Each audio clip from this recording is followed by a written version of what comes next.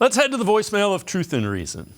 Hi, this is Rico. I'm taking off my Browns-colored glasses, and I'm going to predict an 11-6 overall record. I think we're going to go 3-1 versus the AFC South, 2-2 versus the NFC West, 2-1 versus the fourth-place teams we face, and finally 4-2 versus the North Division, sweeping the Steelers for the first time in a very long time. What do you think? Thanks. As always, appreciate all of the voicemails. Tyler, I think it's a 10, 11, maybe 12-win team.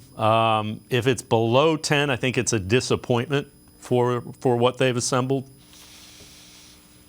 Yeah, I said on our show when we did the schedule release, I said 10-7. I think that's very reasonable, and that does get you into the playoffs, most likely as a wild card.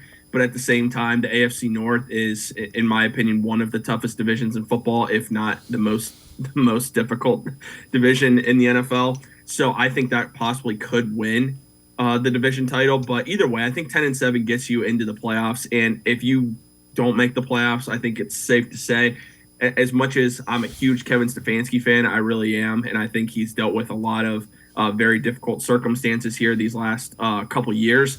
I do think the Browns would end up making a change at head coach if they didn't make the playoffs this year. And I think that should be the case because this team, we've talked about it. On paper, we're the paper champions. We look very good on paper. We have a top 5 or top 10 overall roster on paper. That needs to translate to wins. And if it doesn't translate to wins, people need to be held accountable for that. So I think 10-7 is very reasonable for this season.